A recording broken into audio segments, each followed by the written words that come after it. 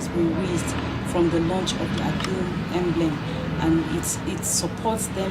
For the widows, it supports them in their businesses, and for the children, it's also a support for them to be able to pay their school fees. The commission explained that the intervention also extends to wounded veterans who are still alive but no longer able to fend for themselves due to service-related injuries. She reassured beneficiaries of the commitment of government, noting that Governor Caleb Mutfwang personally demonstrated this resolve during the emblem launch by encouraging increased donations to support families of fallen heroes. Well, I want them to know that this administration of His Excellency Barrister Caleb Manasseh Mutfwang have them at heart. And that was why even on the day of the launch, His Excellency on his own had to increase the pledges of the organizations that came to pledge on that day. And tangible empowerment has been given to the families and the widows of the fallen heroes. Some legionnaires who spoke on condition of anonymity appealed for sustained government and public support, particularly in areas of healthcare and welfare assistance. As the nation prepares to mark the Armed Forces Remembrance Day, expectations remain high that increased public participation in the emblem appeal will further strengthen support programs and reaffirm the nation's appreciation for the sacrifices made by the fallen heroes. In Jos, I am Shama Kigyang. Most schools in just the Plateau State capital have witnessed a large turnout of students following their resumption after the long closure triggered by insecurity. Permanent Secretary, State Ministry of Education, Sadia Yeru, said government has put mercenaries in place to protect students across the schools. Yeru stated this during an interview with our correspondent in his office. It will be recalled that November 2025, the Plateau State government ordered the immediate closure of all schools across the state due to rising insecurity in northern Nigeria, where multiple states shut schools in response to kidnapping of school children. As at January 2026, with relative improvement in the security situations, the state government directed the reopening of schools. But how secured are the schools as students resume? Permanent Secretary, State Ministry of Education, Sadia Yero, spoke on some security measures put in place by government to safeguard schools and communities. The government of Plateau State also trained security personnel for the entire state. About 1,400 personnel were trained by Operation Rainbow. And part of the mandate of the personnel that were trained is to secure communities. A visit to some schools in Jos revealed a high turnout of students who are eager to learn. We held this presidential meeting on the 8th, and when the students came and saw that their teachers are all around and ready to teach them, they also cooperated. Director of Quality Surveillance, Plateau State Ministry of Education, Sebastian John, gave an insight on the reverse curriculum activities for students. In one of the press release of the Honorable Commissioner, Dr. Mrs. Kacholonga, she said that every school should go and make sure within a week or two should make sure that they write exams. In all the schools visited, heads of schools expressed commitment to ensuring the commencement of academic activities in Jos, Rotkan, Nanfa. The management of Plateau State Polytechnic Barkin-Ladi has debunked claims of unfair treatment by some casual staff who protested at the institution's main campus. According to a statement signed by the Registrar of the Polytechnic, Evelyn Yakubu, the action of the staff is unfortunate and a calculated attempt to disrupt activities in the institution. The statement noted that the matter has been adequately addressed and resolved based on the institution needs and established public service guidelines. It stated that the employment of ad hoc staff was based on available vacancies. The statement highlighted that Governor Caleb Mutfwang, in his magnanimity and commitment to fairness, approved adequate compensation for the ad hoc staff who spent 5 and 6 years above and were not absorbed for lack of space and overage. The Polytechnic explained that management has since paid the approved compensation to this category of ad hoc staff as directed by the governor, emphasizing that there has been no case of omission or exclusion.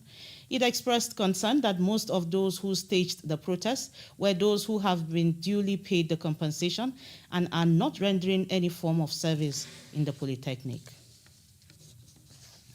Senator representing Plateau Central in the National Assembly, Dicket Plang, has dismissed recent social media misinformation, claiming he has not done anything tangible in his constituency.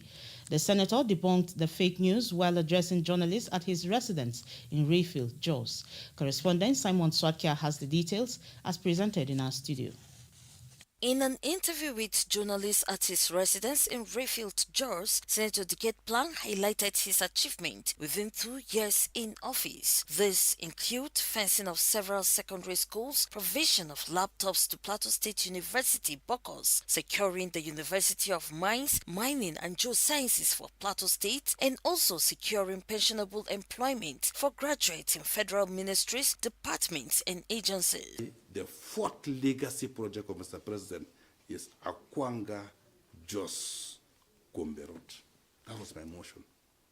But we give God the glory that even when you move a motion, you need supporters. You know, when you move a motion, the motion has prayers, and the prayers have to be accepted. When the prayers are accepted, the conclusion of the motion is forwarded to the relevant executive arm of government for the implementation. Our own succeeded. I must thank my governor, because when we were moving a motion, I approached my governor to find a way of, and he came, we went to the Ministry of Works. On security, Plang pointed out that currently he is fencing the divisional police station in Gindri, Mungu, building a police outpost at Kantana Kanam, as well as provision of solar light in strategic places to enhance security. I also have a bill for the establishment of Federal Medical Center Kanki that has undergone all the senatorial and House of Reps legislative process, awaiting confirmation. I also have a bill for the establishment of an National Eye Center in Pushit. Pushit and Mangu has the school for the blind. And I think that if we will be able to have that one, and apart from the fact that most people are wearing glasses, I also have a bill for the establishment of an artificial intelligence and innovation center in Jos that has undergone first readings. It's the first bill that I brought. People are copying it every step now. My colleagues are now providing that bill. On empowerment, Dicket Plang noted that he has distributed farming tools, water pumping machines and empowerment packages to his constituents. Other notable projects mentioned by Senator Dicket Plang include construction of exam halls, classrooms and clinics in various communities. Plang emphasized his commitment to serving his constituents, citing his effort to address security concerns and promote economic growth. Up ahead on Global News, Russian doctors arrested following deaths of 9 babies in 12 days. Stay with us.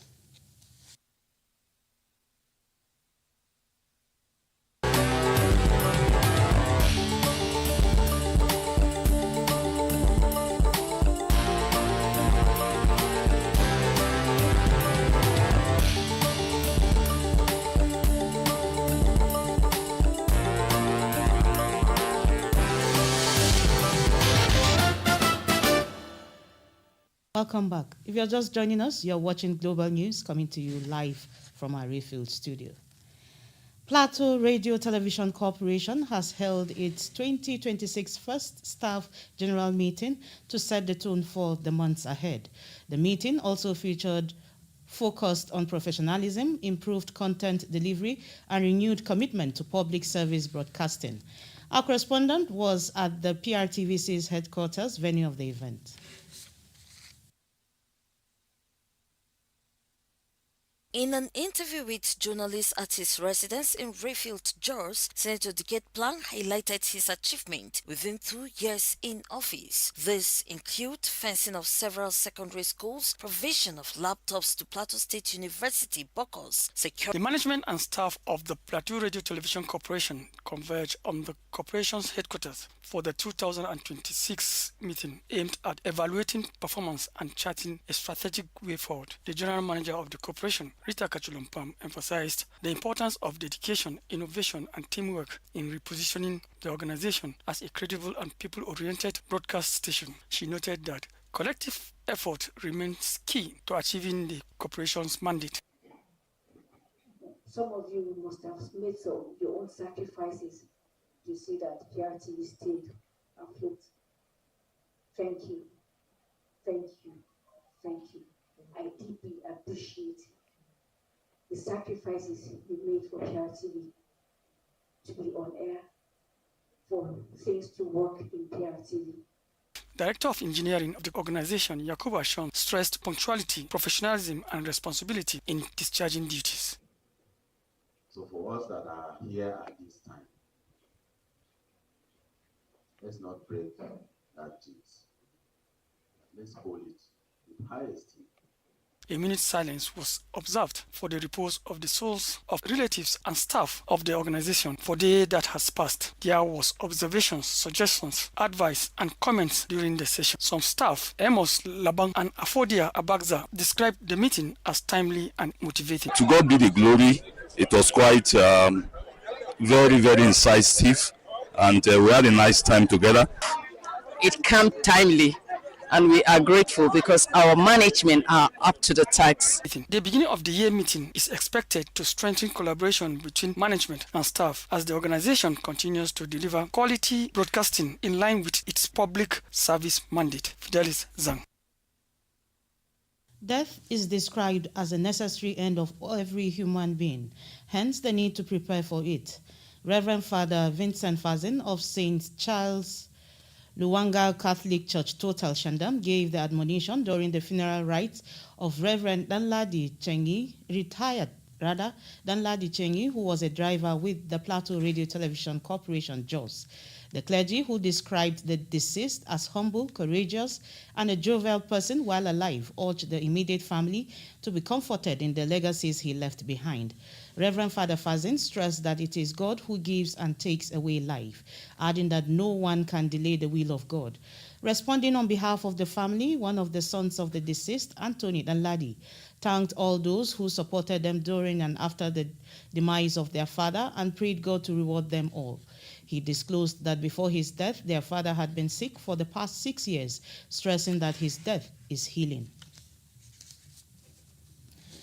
Moving on to the foreign scene, 2 senior doctors have been arrested in Russia following the deaths of 9 babies in a maternity hospital in Siberia this month. The newborns died during the long New Year holiday, Russia's main investigative authority said in a statement. No reason for the babies' deaths had been given. The case had caused anger across Europe. All the babies were born in the maternity hospital in November from 1st and 12th January, with the first death on 4th January. Without giving details, the committee said the chief physician and the head of the intensive care unit had been detained for the improper performance of their official and professional duties in organizing and providing medical care. It said the suspect were cooperating with investigation while authorities were deciding on charges as well as pre-trial detention. We now move to sports. Nigeria and Morocco seek historical landmarks heading into Wednesday's semi-final clash in the ongoing African Cup of Nations, while the Super Eagles seek a chance to stake for a 4th AFCON title. The Atlas Lions of Morocco keep a date with history after 50 years of testing AFCON glory. Our correspondent, who has been monitoring the competition currently underway in Morocco, delivers a preview of the Mammoth clash.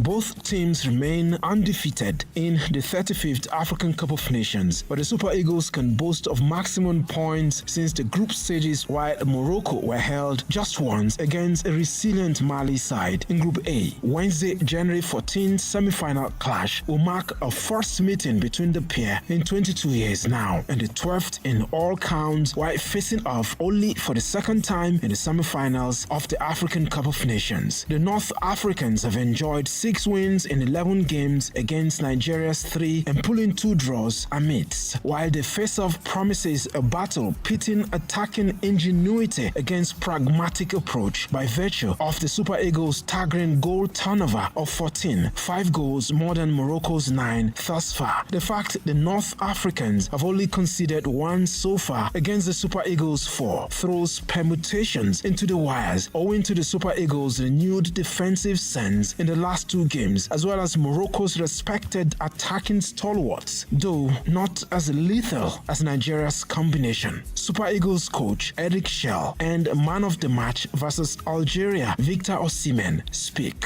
For me, it's not about the goals, it's not about the assists, it's just about to win something with the squad, and I think we are on the right path. They deserve this victory, but this is only one game, so if we want to stay ambitious, we have to work again, because we have a big game in few days, so we continue to work. If the Nigeria Super Eagles make it through to the finals of the African Cup of Nations, they will seek Africa's elite football's most coveted title in a second successive attempt. And for Morocco, it will be the first shot at the title since 1976, exactly 50 years ago. For Sports Roundup, Yaksat Maklek.